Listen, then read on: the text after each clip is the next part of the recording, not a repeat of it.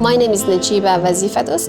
I'm a former refugee from Afghanistan and have come to Australia in the year of 2000 by boat. Education in Afghanistan for me was not available. I did not have access to any school because there were no schools. I did not have access to books and pens because there was no books and pens. I had no access to teachers because there were no teachers. Things were escalating in my country where there were no longer peace. We could not see that security. We were not feeling secure. Continuously, we had that fear of being killed at any time.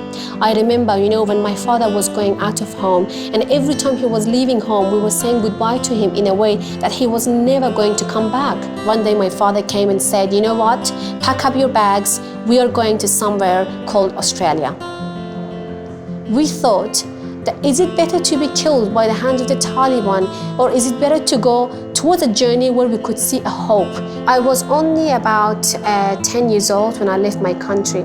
For the first time in my life, I see a big ocean. Every time someone asks me what do I remember from my journey, I actually remember being hungry all the time and being thirsty. I was only a child, 10 and a half years old, when I was placed in Australian detention center. Because as we were entering into the Australian detention center, when I was looking back, each gate was getting locked one after the other. And when we reached the last gate, they told us to hold a sign. And the sign was the number that we were called. We hold the sign and they said, from this point onward, we are going to call you by this number. The minute that I was provided with freedom and that gate opened and said, you're now allowed to go outside this detention center, for me, things changed. I started to see so many amazing Australians.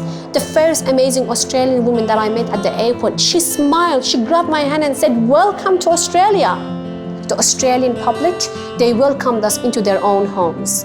Getting that permanent residency response from the Australian government was the biggest joy in our life. We actually belonged.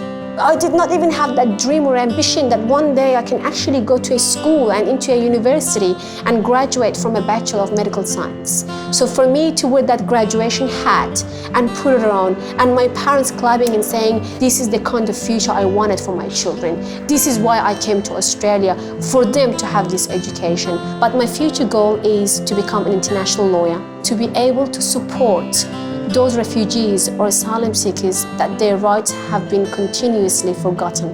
We all share humanity because we all share responsibility, because we are all accountable to other human beings around the world. They are not an issue, they're people.